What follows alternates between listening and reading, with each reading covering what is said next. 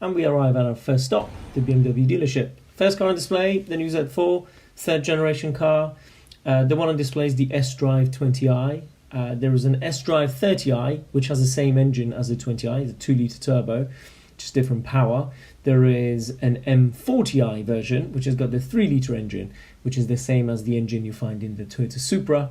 The new Supra and the Z4 share the base platform. The Z4, the new model, the big change from the last one is the new one only has the soft top option. You don't get the folding hard top.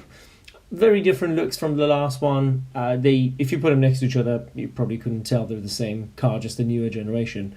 And yeah, looks are subjective. It's a nice looking sports car. They're quite expensive for what they are, but it's got a BMW badge.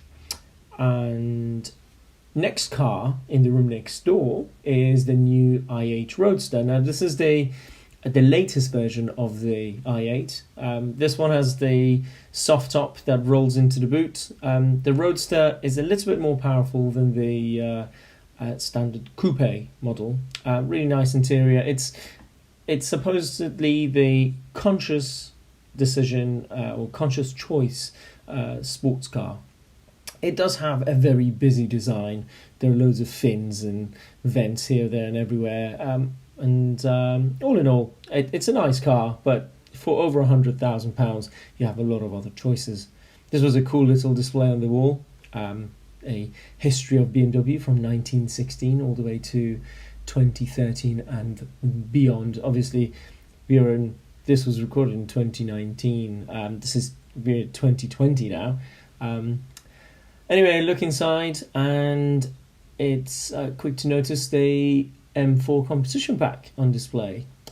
Obviously, BMW no longer makes the normal M4. It's only available as a competition pack. 450 horsepower. Comes in two guises, as you may know, coupe and the convertible. A lot of money. This car on display was, as you can see, on the road price just over £73,000. It's got a fair few options. It's got the Harman Kardon. It's got the nice white leather, marine leather interior. However, as you will see later, there are better cars to be had. The new M5, this is in the standard guise, not the competition pack. Still a £100,000 car. It's a monster of a car. It's remarkably different from the previous generation, where the new one is obviously four-wheel drive and the old one wasn't four-wheel drive. The interior is heaps and bounds ahead of the last generation. It's very different with the digital cluster dash, really, really amazing seats. This one was in a pearlescent white matte colour. I did think that it was a very handsome looking taxi. They are just very, if you don't know and if you don't notice the four exhausts and the more aggressive front, it's a very sedate looking car. Another i8 Roadster, and there's a new 8 Series Coupe. And my favourite, the i3. I'm a big fan of this car because of its what it represents. Again, a very expensive car. And this one is a 94 amp hour, albeit a range extender with the nicer option interior. But it is a £43,000 car, a lot of money. It's got the Harman Kardon stereo and it's got the Pro Nav. But the interesting part of these cars is the exposed carbon fibre, effectively tub. The main part of the car that protects you from any collision and also keeps the car rigid is made of carbon fibre, composite material. So it's a very, very clever construction, and also it uses the latest and the best production capabilities. It's a very nice car. As materials go, it's very different. There are some statements from BMW out there that tell you more about it. This is where the fuel tank is for the range extender. And here we are, the 840D, the diesel Grand Tourer car with a diesel engine. I don't know, diesel engines, they're good and bad. In a car like this, I think it suits it. It's a big lazy car. The seats were quite flat, which was quite surprising. For a car that's meant to be quite sporty, the seats don't seem to offer a great deal of support, lateral support left to right. The interior is really nice. You can't fault it. I mean, it's a beautiful place to be. This one being the 840, it's got the 3-litre diesel engine, turbo diesel, but the engine's set quite far back, and as you can see, there's a big gap from where the engine starts and where the car ends from the front. Big holes and gaping gaps everywhere, which are obviously filled depending on which options you take and which engine you pick. And yeah, we're gonna go and have a look outside now to see what there is. This is an 840, it's a 540i. It's a X-Drive, M Sport and all the rest of it. £42,500. It's a great saving compared to a brand new one. Nonetheless, as you will see shortly, it's not a very bargain price. There are loads of 4x4s on display. There is the X1, a car that I never understood.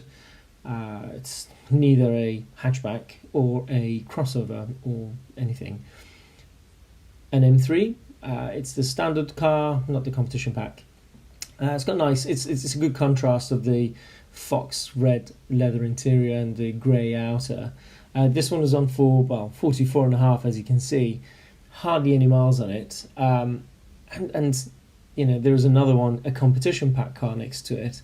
This one has a few options.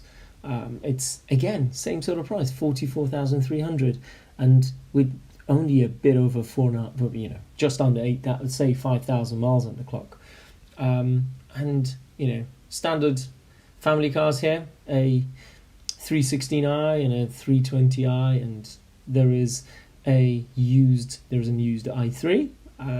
This one is on for 28.5. So it's a very similar model to the one that was inside. That was on for 45, nearly 43, 43.5. And as you can see, it's nearly £20,000 cheaper. Good view of the M3. It's a bit of a contradiction here, looking at a car with electric powered and here to save the planet next to a 450 horsepower gas guzzler. Another car I don't understand, the GT range. Why not just have an estate car? They are, again, looks are subjective, but I'm not a big fan. The new X5 to me looks like a Jeep Cherokee from the back. It's, you could pick up a last generation Cherokee, and it's a very similar looking car, and they're massive. The wheels, these are really large alloy wheels, 21-inch wheels, and makes it look like they're 15-inch wheels from the mid-90s. An M4 here with the M Performance Pack. So it's not the CS or the special edition one, it's just an option that the previous owner, whoever spec'd it, has ticked. Again, you'll see the price of these and it makes you wonder why you would want to buy one brand new. This one is done just over 10,000, 12,000 miles, 42,000. Here is another one, again another competition pack, quite a docile spec with the grey, but again in the mid-40s. And another one, this one is another one next to it. There is quite a choice. There are a lot of M4s to choose from on the dealership forecourts. It looks like they've gone out there and spec'd a load and ended up with a lot of second-hand cars that they need to get rid of. Quite an interesting selection, as I said. It's as M4s go. And here we are, and there's another 8 Series. This time is the 840 DX Drive convertible. It's a nice looking car. Huge brakes, filling those 20-inch rims really nicely. And it's actually quite nice to see. Carbon, I never understood carbon fibre parts on cars of this size and magnitude. I mean, it's hardly a lightweight car. And here it is, the car with the biggest grille in the world. This is a facelift model of the latest 7 Series. This one is a 745E, so it's got a 3-litre twin turbo petrol engine plus an electric motor, altogether 389 horsepower.